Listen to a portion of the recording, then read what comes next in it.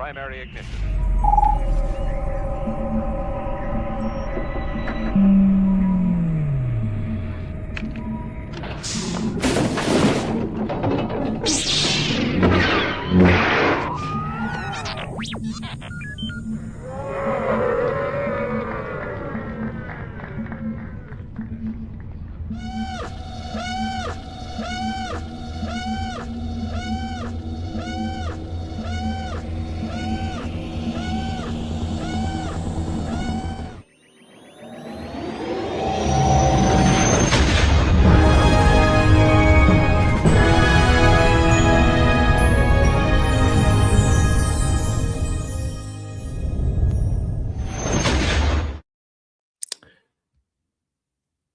Hello, everyone.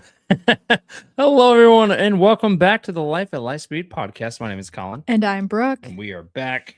More importantly, Brooke is back because she's been gone these past couple episodes from being sick. Spent the first, half of January of my brand new year sick, so that's fun. Yep. So there's that, and then we were on vacation last week. It was last week. Yeah. It feels like a lifetime. I think we've officially been back for a week because we came back last Friday. And then as soon as we got back, I got food poisoning and then I got sick. Yeah. So it's been going back and forth. It's just been great. But we're great. Everything's great. Everyone's healthy now. Yes. There was a new trailer that dropped for the Maul Shadow Lord.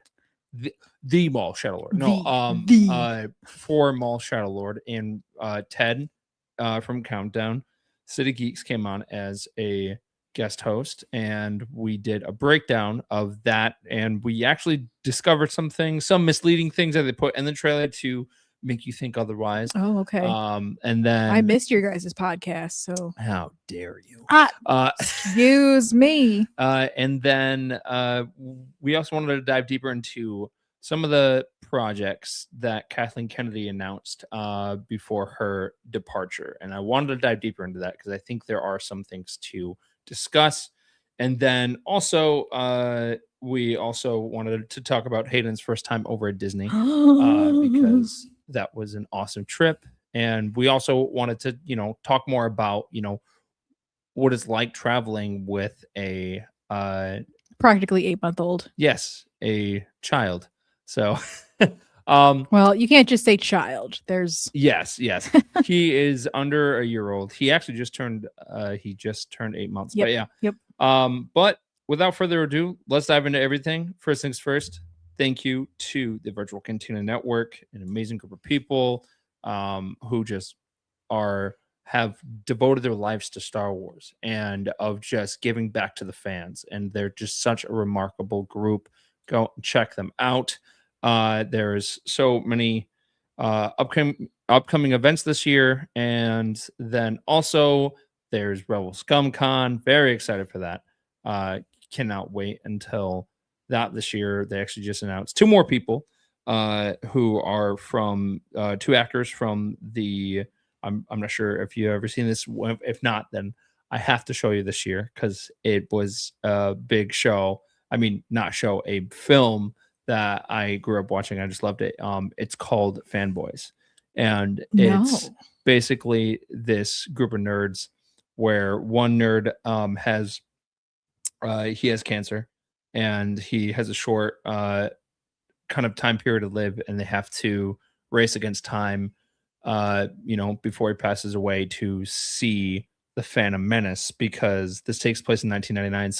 So they sneak into Skywalker Ranch and a bunch of stuff. And this cameo is from like Billy D. Williams and Seth Rogen's in it.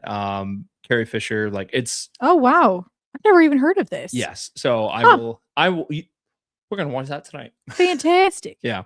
So very, very excited about the 2 people that they announced. But yeah, so go and check that out. But yeah, let's dive into it.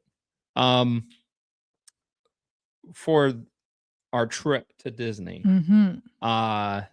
it was a great experience with all of our friends, and we had a large group. I don't think I really grasped how many people were gonna be in our group until we got there, and it was what, like 15, 16 people. I feel like maybe I more than didn't that. count them. Oh, well, yeah. So that first day that we got there, we flew during the evening, so it was around Yeah, we Hayden's. got in like our flight out of Michigan Yeah, didn't even leave until what? It was like 8.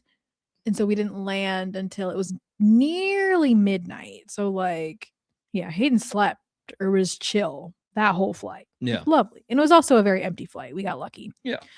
Um, but yeah, we got in super late, got our rental car, got to where we were staying for the evening, Mhm.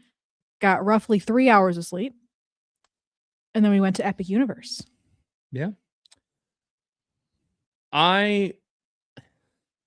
Overall, It was cool. it It was our was first time there. And it yes. was really, really cool to see. But unfortunately, we had a lot of issues. Like a lot of the rides were having problems, even the shows. Like We had 5 attractions yeah. that went down Yep. the day that we went, and I really enjoyed the vibe of the park. Oh, I sure. Everything think our was favorite visually yes. really, really cool. Like I kind of wish I almost wish we had a couple days that we could have gone there Yeah. just to take it all in because there's so much to see. I think this is yours too. I think our favorite place was probably How to Train Your Dragon was That one felt the most like complete. it was the Isle of Berk, yeah. Yeah. And they just did really great. All the characters walking around were great. Yeah, and because you got the characters, you got yeah. the vibes and how everything looks. Yeah, that one felt the most complete to me. Yes.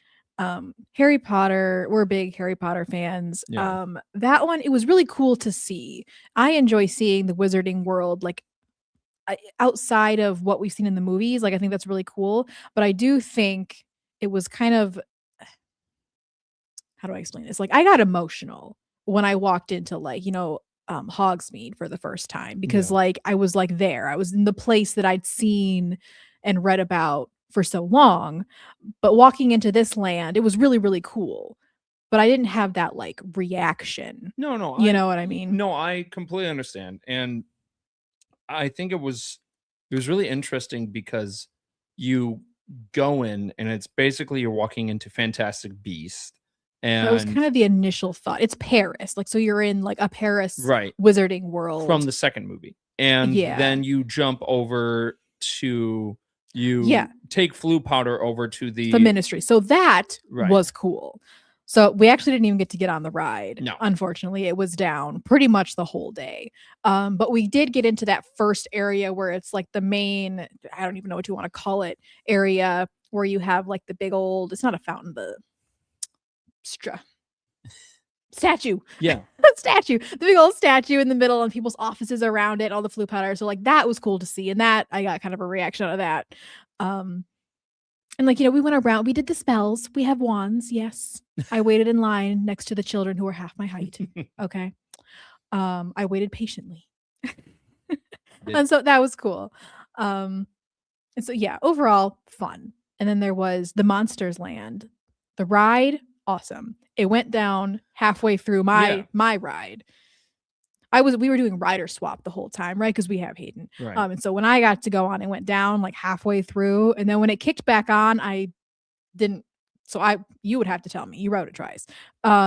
Actually 3 times. You rode it 3 times. Okay. Yeah. Well, at that point though, I think half the stuff wasn't working. Like there were some animatronics that I was looking at and I was like, I think you're not fully working. So I think for the most part, I think there's a lot of people that actually said that was their favorite part of the actual park. And I did like that area. And then we went to the Super Nintendo Land, and that was super cool.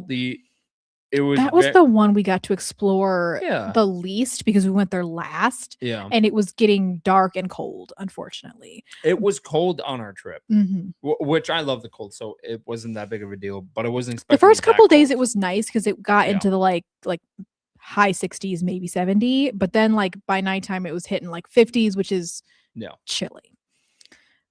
But yeah, visually, I thought that was like Super Nintendo Land was so cool because I don't know. I love anything that's like you've seen it on your screen, you've read about it, whatever, and you're finally there. Like I love that feeling, and like Yeah. that I got that feeling there. I was like, ooh, like there's the Koopas, there's all those things. Yeah, I think that there was a lot going on just overall, and I think, with all the attractions that went down, it didn't help. But overall, I thought it was a great time, and I definitely want a redo. And I think I'm going to be getting one here in a couple of months, maybe. Stay tuned for that. But We have unfortunately, I think, turned our son into a Disney baby. oh, He loved it. yeah, That was another bummer. So Epic Universe had no like baby rides. no, Like he couldn't get on a single one. So I felt bad. we thought he was going to be able to do the Yoshi one, but he wasn't even able to do that. No. Just So because, just be aware of that if you're thinking about going to Epic and you've got littles. Yeah. You might want to check the height requirements. but I think that for the rider swap, for the baby swap, I think it's different over at Epic compared to Disney for the reason that maybe there is no kids rides, so they really want to really do celebrated service in some way. Because Yeah. at Disney for baby swap, if you have a baby and then one person goes on, comes off, and then that person watches the baby, and the person watching the child before it goes on, they can bring one guest. At Epic Universe, Brooke could bring up to 6 people, Mhm. which is absolutely insane. I mean, our friends were very excited about that. Yeah. Because they didn't have to wait in the line too long.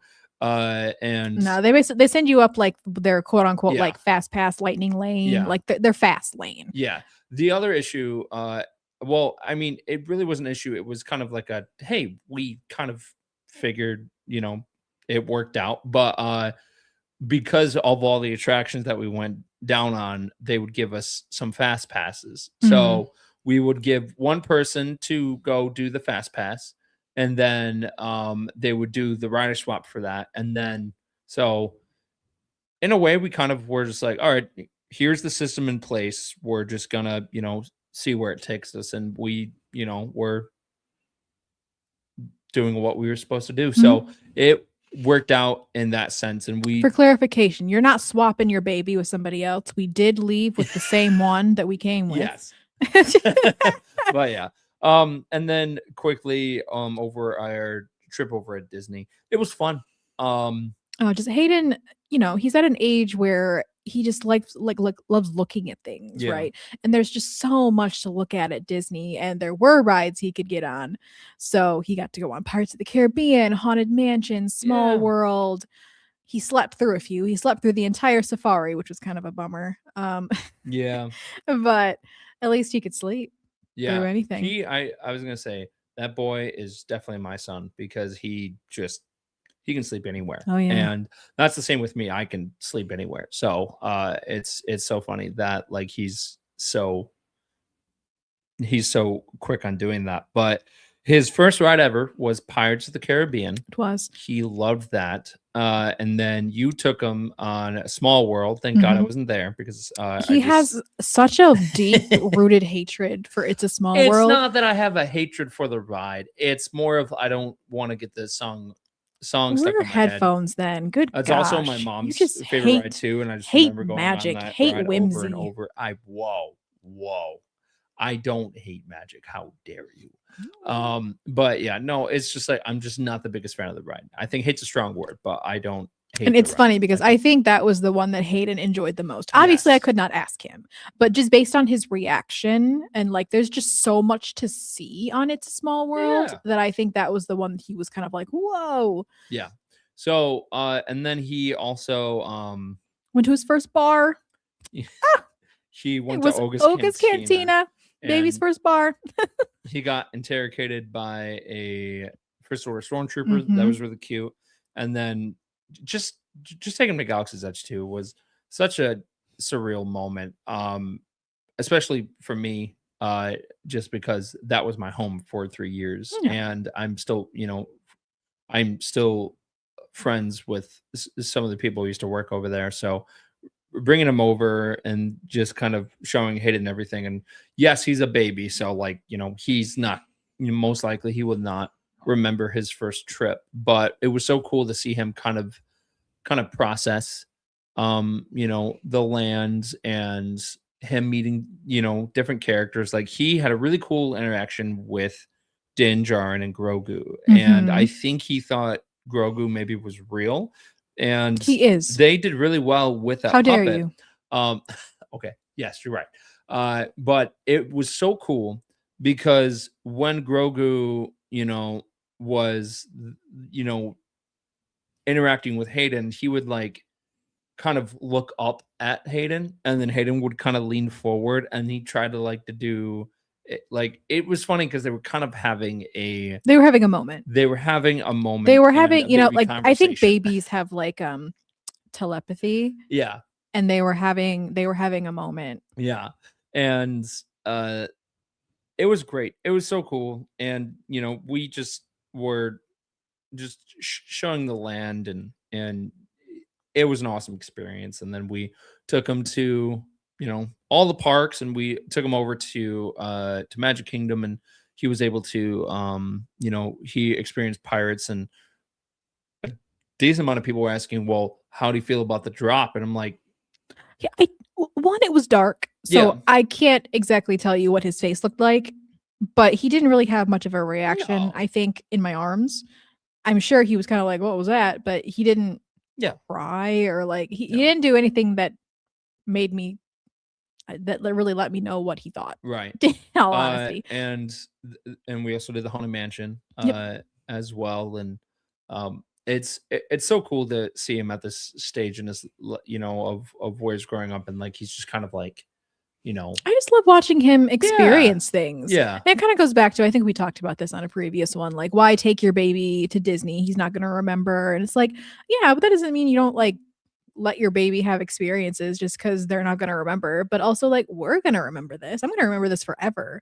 Like, it yeah. was as much magical for him as it was for me. I Like, I was getting emotional sometimes. Like, Disney has been a big part of our lives. yeah, I've worked there multiple times, grew up on it, right? It's a big part of my childhood, and it was really awesome to take him there and take him to some of the places that like I had been when I was little. So one of the resorts we stayed at Pop Century, and just so happened to be in an area that I stayed at when I was little. And so there's like this giant like foosball like courtyard area, and there's like a giant foosball ball.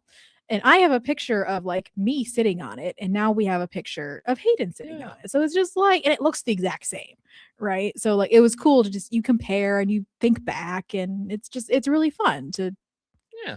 have your kid experience the things that you experienced. I I 100% agree, and it's super cool because my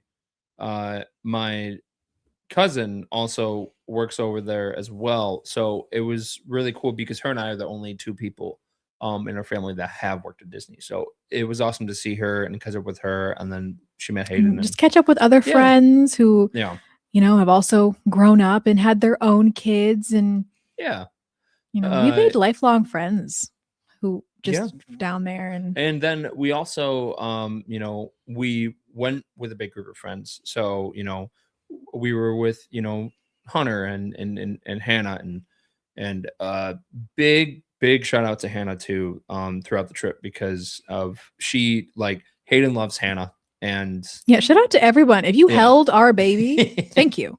Yeah, but We have coined yeah, him, he's the communal baby. He yeah, is, he's the first one of the friend group, and so we all share him. yes. But Hunter and Hannah, and Hunter, Hannah, Meredith, like of just that entire group Yeah. is just a bunch of remarkable people. And Hannah would, help out in certain situations, and I just kept telling her, I was like, I was just like, Hayden loves you so much, you have no idea. And I Yeah, just they were kind enough to watch him while the two of us could go on a ride yeah, together, because otherwise we were kind of like split up for yeah, most of the trip, because one of us would have him and then we would baby swap. And yeah. So so we have a solid friend group, and they're just re- remarkable people. But yeah, uh, overall, great trip. yes, Uh, can't wait to go back. yes, and we'll probably be doing that soon. Like, I would imagine so. Yeah. It's just when you work for Disney and you have friends that still live down there, you have more opportunities to get down there. Yeah. Yep. So can't wait for our return. But let's talk about the new Maul Shadow Lord trailer. So we did a full breakdown and deep dive into that. So, But one thing that I purposely kind of left out was this stuff with the Arabish, which you picked up because I feel like I need to make you like some type of like kind of some type of plaque, some type of a segment. Brooke reads Arabish, so you don't have to. Diploma. Because you yes. So a little background. Yes, I did. I am stubborn and incredibly self-reliant. I was getting annoyed being in Galaxy's Edge and just seeing these signs that I could not read. So I went home. I made myself flashcards and I taught myself Arabish in about less than a week. It really was not hard. It's just English with different characters. So as long as you know English and you learn what the characters are, you got it. So yes, I can read Arabish and it's fun because now I go back and I like watch Star Wars and I like pause it and I'm like, oh wait, what does that say? And like I pick up on like funny little things that like I would never have known. Do you want to talk about your experience over at Droid Depot or do you not want? Yeah, I do actually. So we were in Droid Depot in Galaxy's Edge and I was looking at this shirt. I think it was an Oga's shirt. Brown shirt and had Arabish written on it. And it was a really cute shirt. And I was considering buying it, but I was looking at this one word and I could read, it said food and then I just was not getting this other word. And like sometimes because like, you know, it's still not my first quote unquote language. So it takes me a minute to like put letters together to form a word. And I'm looking at it and I'm like, what is this word? And finally I realize it's supposed to say beverages. But the first letter is very much not a B, it is an H. It says Heverages, which is why I was struggling so hard. And I was like, guys, there is a literal spelling error on this t-shirt. Yep. And we asked the cast member. I almost didn't because I was like, this cast member, she didn't make the shirt. She don't care. She knew. She was full aware, which means that somebody else, probably multiple people, have noticed the spelling error on this t-shirt. But I felt kind of cool. Yeah. So segueing into the trailer, there's a scene where it's got Darth Maul on a wanted poster. Yep. What does that say? It says wanted. Believe it or not. Oh gosh, what did the bottom say? Something at large. Fugitive at large. Fugitive at large. Sorry, I'm blanking on it. Yeah. And then there was more on the bottom, but it was far too small for me to be able to even attempt to read. So something really interesting about the show, and I don't think it's been done before, is that it's dropping on so the show is dropping on Mondays. And we are getting 2 episodes every Monday until May 4th. And I think it's because May 4th is going to be on a Monday this year. That's why. But I like that. I like that it's not like starting on the 4th, it's ending on the 4th. Yes. I think that's fun. Yeah, because it starts on April 6th and then it ends on May 4th. Means we get it sooner. Right. And they're kind of pulling it Andor because of the final season of Andor, because in Andor they were doing 3 episodes per week. Sure. Leading up to the finale. And with this, they're doing 2 episodes per week. It hasn't been confirmed that they are doing a second season, but I would be shocked if this show did not do well. Just because I think the show's going to do incredible. I don't know if we need a second season. I guess it really depends on what happens. I just don't want the show to be rushed because this also has a lot of potential of everything leading up to Solo, because we know at one point Maul has Crimson Dawn. He's in charge of Crimson Dawn. Like, that's his realm. He's in charge of it. So, and we know Dryden Voss is in the picture because he did talk to him at the end of the Clone Wars, because he was telling the crime syndicate leaders to go into hiding when he was on Mandalore. So we know that the crime family, of He's made Yeah. connections. The Yeah. connection is there. Yeah, and this also takes place a year after the after. So I think there might be time jumps too, because we also see a full Star Destroyer in the trailer, and those didn't really happen right away. So there might be time jumps, and then also kind of a tie-in into Ahsoka's journey. There's the character Marok that was spotted in the trailer, and it seems like he's fighting Maul a lot. But not only that, Now, which one is he? Because there were two like Inquisitors, yes, and they both wind up facing Ahsoka. yes. So he is the guy in the actual Ahsoka TV show that he ends up Okay, the live action one. right. Got you. And then so he's the one where he gets sliced, and then like the green kind of mist comes out of him. Mhm. So we know his fate, and we actually know the other Sith Inquisitor's fate as well, because We that is do. the 11th brother, and Mhm. we actually see him face Ahsoka in Tales of the Jedi. And if you read her book, she faces him there as well. And so if you haven't read the book, I don't remember if they showed this in Tales, but that is where she gets her kyber crystals for Yeah. her white sabers. She gets them from him, defeats him, takes them, and she unbleeds them, which is why they are white. right. So I am expecting some small crossovers in some way with some of these projects, because not only that, of the events that are happening currently in Maul Shadow Lord in that timeline, I believe that some of the events from the Bad Batch are happening as well. And I could see something with maybe Saw Gerrera popping up, just because he popped up in. I feel like he pops up in everything. I mean, he was very active. Yeah, no, at I'm not this saying it doesn't point. make sense. Yeah. It's just like he's one of those guys where it's like, there he is. Yeah, I just wish that we had more time with him in Andor. But yeah, I think you're right. Like for these past couple of newer projects, I think he showed up like in almost every single one that has taken the time during this period. Like even at the end of season 7 of the Clone Wars, he didn't make a cameo, but he was mentioned, and then he was in the Bad Batch for 2 episodes. And then he was in Andor, he was in Jedi Fallen Order, he was in Star Wars Rebels. So like and then of course he was in Rogue One, and then he was in the early in the earlier season of the Clone Wars. So that character is very involved. I would not be surprised if we didn't see him. But at the same time, I'm not like, being like, oh, we're so gonna see him.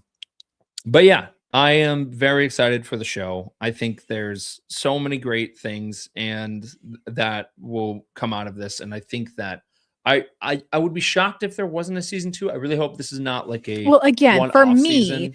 it really depends on what the content is. Yeah. I do not like when things get drug out. Like, I think there are a lot of projects where I wish they had kind of like cut it off instead of dragging it out. Yeah. So it very much for me is going to depend on what the content is. Like, if it was designed to be multiple seasons and it's like quality, like good content, like absolutely.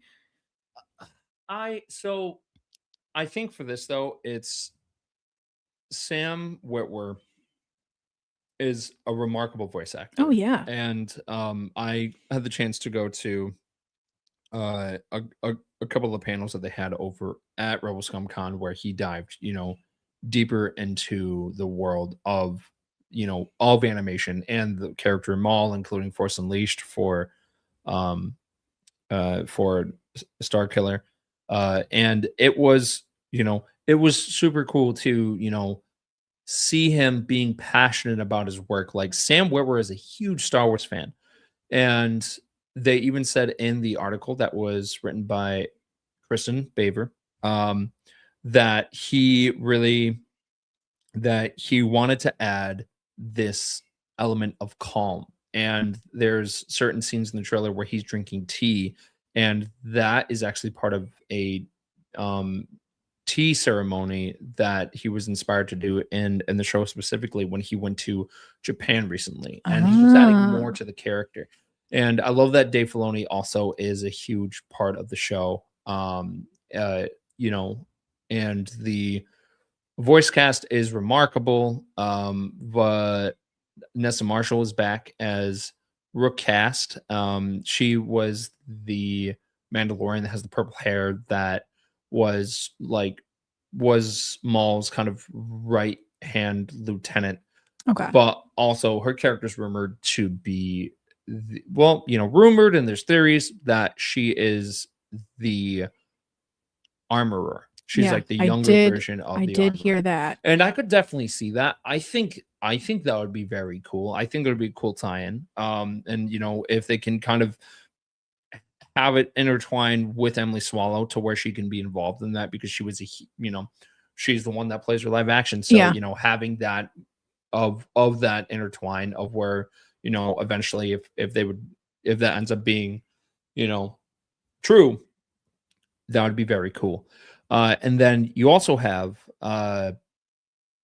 the 11th brother. Now, I don't think it's confirmed, but not Tom Clancy, Clancy Brown, who did the voice of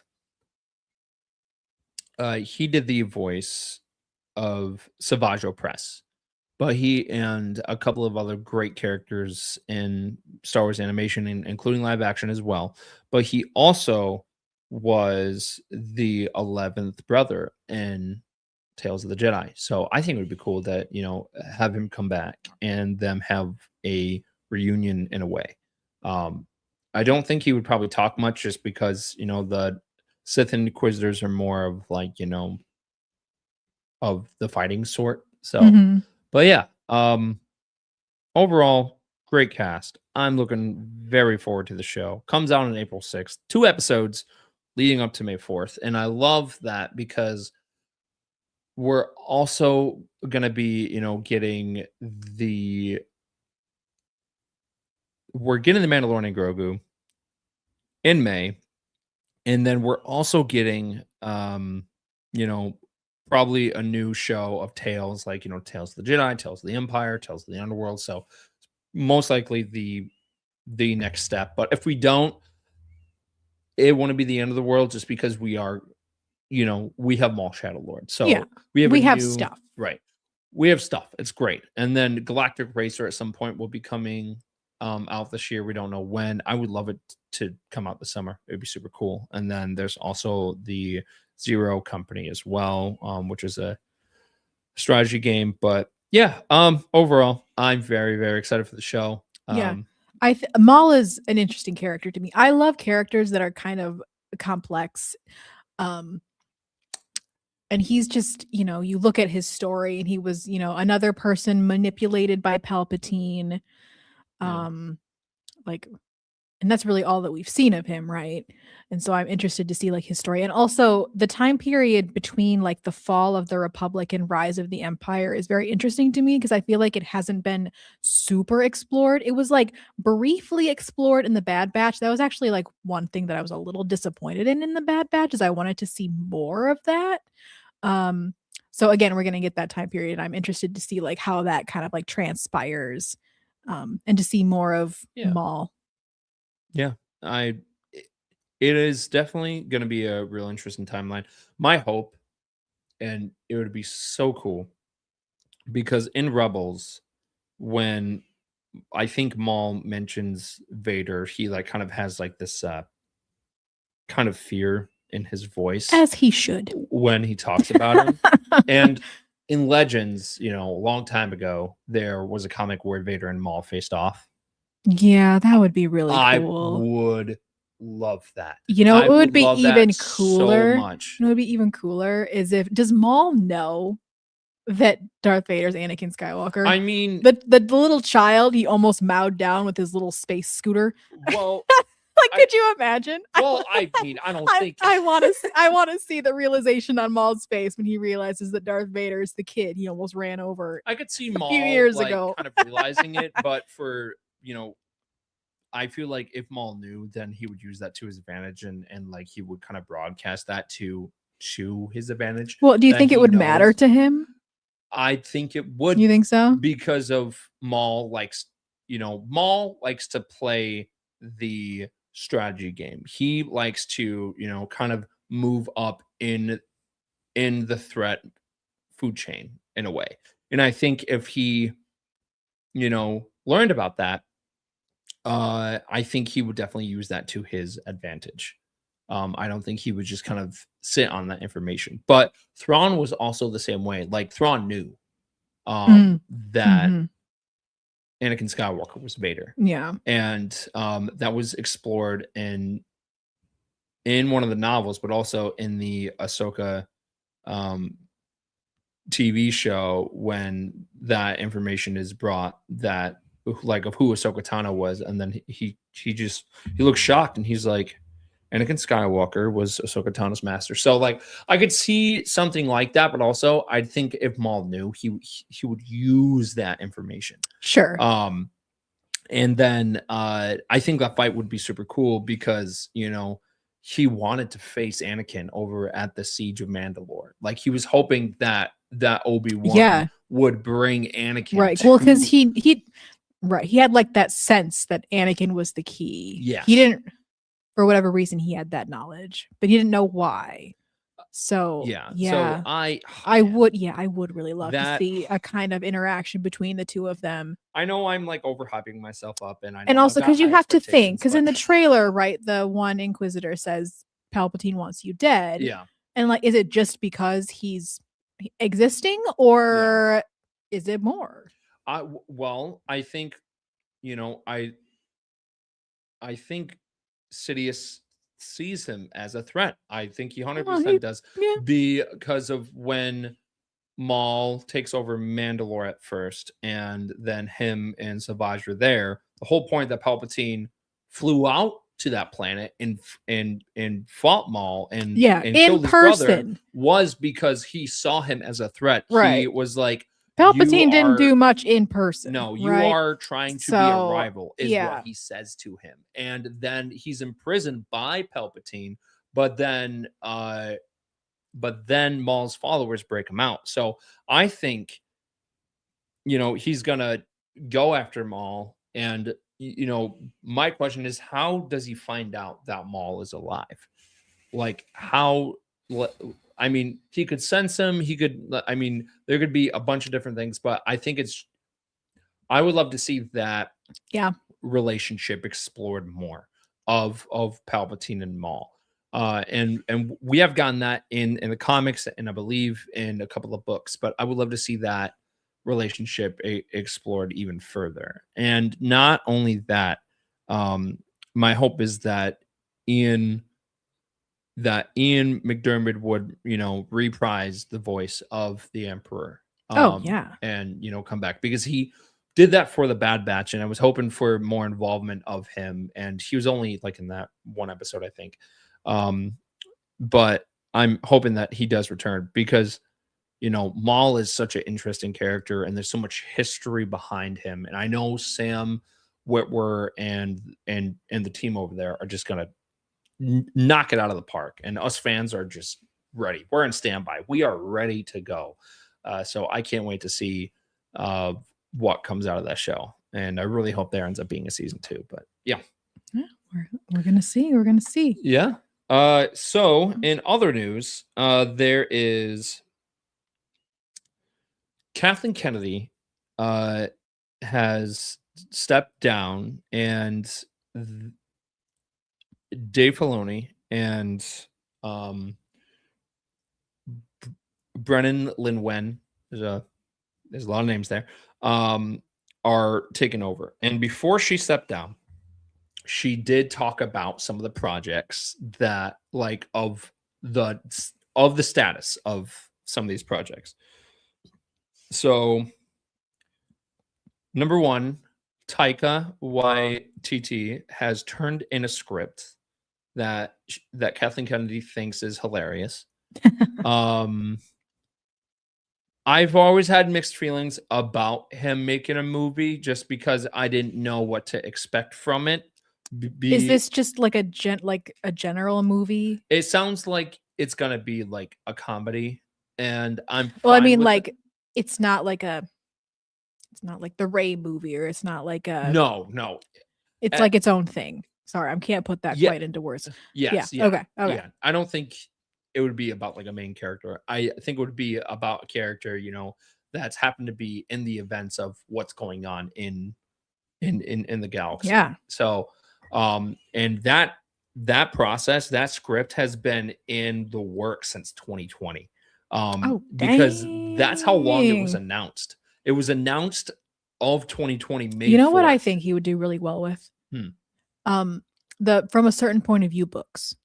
I think so too. Because those are really Yeah. quirky. Okay, so most of them I think are quirky. Some of them were quite serious and sad, Yeah. but a lot of them were really quirky and fun. Yes. If you haven't read the Star Wars From a Certain Point of View books, they were so fun. It's basically takes you through the original trilogy, Yeah. but through the perspective of really random characters Yeah. throughout the story. And so you're going through them, but from a different point of view. Those would be really fun to see in a movie or show format. Just keep talking. Just keep talking. Yeah, I personally loved them. I thought they were so fun. I did the audiobooks. They could do like a TV show, and like each story. Professional, but yeah. We are nothing but professional. How dare you? Yeah. Each episode could be one of the stories. Yeah. Yeah. I mean, I would specifically for me, I think I would love to see, and this is probably some of my favorite Star Wars comics growing up, and it was a small series, but it was there's these two characters called Tag and Bink, and these characters were super funny, kind of, in some of the most important moments of the original trilogy and I guess the prequels.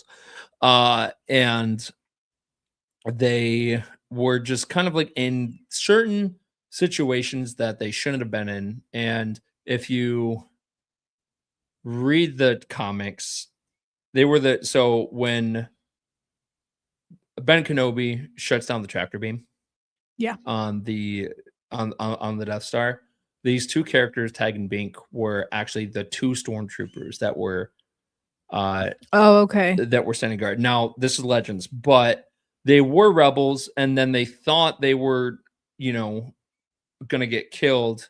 So they took the stormtroopers' armor, and then they got shipped over to the Death Star, and they were in the opening scene of episode 4, and then they just kept showing up in super important parts and stuff like that. And actually they almost were in Solo. There were two officers that were gonna be those characters, and then they ended up it doesn't fit what's going on and what we're trying to do, so then they ended up being written out of the story. But I would love to see that type of stuff. I think that would be super cool. But yeah, there is a lot of potential there. I'm curious of what it's gonna end up being. And then the hunt for Solo is still on the back burner. So it sounds like it's for Ben Solo. Did I say Han Solo? You just said Solo. Oh, Solo. Yes. Yeah. I'm just clarifying. So the hunt for Ben Solo. So it sounds like there was enough noise to get that character, a redemption film in some way. So it's cool that they even talked about it. See, this is one of those, would I love to see more of the character, origin story s stuff? Sure, I think Ben Solo is an interesting character. This might be one of those situations where I don't like it when they drag things out just to drag things out. They wrote Rise of Skywalker. They made their bed. Yep. I think, in my eyes, that his story is kind of final. I think making it he miraculously lived. I don't know. I don't know how I feel about that. It feels like they're doing it just to do it. Yeah. The other thing, and that's totally okay if you disagree with me. That is just my you know. I mean, if it does happen, and we know that Adam Driver is on board because he wants to play that character again and kind of, And I would love to see him in that character it's again. just I just don't know if if it they do, they need to, make it make sense. it needs Like to they be a can't just do it. banging Yeah. story. Like that thing better make so much sense. Yeah. Or again, like I would love to see more of the like him turning into Kylo Ren, Yeah. how that came about, how Snoke got to him, how all that kind of I stuff. think that story will be explored eventually. Yeah. I think, we'll see at some point in the Mandalorian timeline of Luke actually making that school, and then we see young Ben Yeah. Solo. I think that would be super cool. Because to that's see. another time period we really haven't explored in Star Yeah. Wars is the jump between, fall of the Yep. Empire, rise of the First Order. So Yeah. I'd love to see that. And then she also confirmed that the Breaking Bad creator Vince Gilligan, she had a conversation with him about doing a potential series, and I could see that being like more of like an underworld show. I kind of went into a deep dive of just kind of different projects that ended up not becoming, an actual, thing. And because I just like to listen to different things when I'm latch hooking, because it just gets me in the zone. And one of them was about the original Underworld TV show, where there was actually a lot of inspiration that was taken from that original Underworld TV show that George Lucas was making. And they actually kind of used some of those elements from that for some of their shows. For Andor, for Rogue One, there was actually a lot of inspiration from the Underworld TV show that George Lucas was working on for that movie and show. And I would love to, dive deeper into that, into that world. And there was also a game called 1313. And there was some footage that got leaked, I think last year, and it was going to be about a young Boba Fett after, Order 66, and he's kind of finding his place as a bounty hunter. So I'm hoping that, if that would happen, I would love to see a revival of that and get more of a underworld tone, because we have kind of gotten it through Andor. We've kind of gotten it through the Book of Boba Fett, but I want more of like the underworld stuff, like more than what we've seen before. So, and I know that we'll be getting some of that in Maul, Shadow Lord as well, but I'm talking about like live action. I think that would be super cool. And then we also learned that the James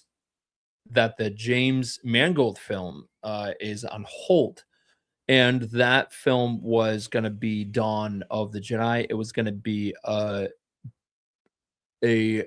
biblical film about kind of like the origin of the Force. Oh, okay. So, but she said that she's seen the scripts, and it looks incredible. So I am cautiously optimistic about it, because I've always had that feeling when that was announced, just because there's a lot of pressure for a film like that, because you have to think that they are going to be diving straight into something that is pretty much a character itself. Like that of the Force is a character. It's what binds the galaxy together. So the fact that that they were planning on making a film is great, but you're diving into something that a lot of fans have different perspectives on, because it's never been really dived into on how the Force was discovered. So I feel like there was a lot of pressure, and it makes sense why they've taken their time on it, because they want to do it right. So it should be, well, yeah, I mean, that's a interesting to really see. big undertaking. The Force is huge. It's this mystical force, right? So to give that a history and an explanation, like that, you gotta nail that. Yeah. Because if you mess that up, you just messed up all of Star Wars. Exactly. So it's going to be really interesting to see what they eventually do with that. And then Donald Glover has officially turned in a script for a Lando movie, not a Lando TV show. It originally was going to be a TV show, but then the original writer left, and then Donald Glover and his brother stepped in to actually write the show, but they turned it into a movie instead, which I think is, completely fair in my opinion, just because, if Han Solo was getting a movie, I think Lando should also be getting a movie too. And we know that they want their focus going forward is to be more films for Star Wars going forward. So yeah, I think a Lando movie will be great and fun. And then finally, Simon Kinberg is he is currently working on the next trilogy for Star Wars, and he's got full support from the new team that Kathleen Kennedy has she has knighted, I think. Knighted. Yeah. I hereby dub thee. Exactly. But yeah, that's like the main stuff, and I'm very excited to see where everything goes, and Star Wars is going to be really intriguing. It's intriguing to me to see where the entire franchise will be in 2027, just because that marks the 50th anniversary. That is going to be a huge year for Star Wars, which that is next year, which is absolutely insane. That's crazy. Yeah.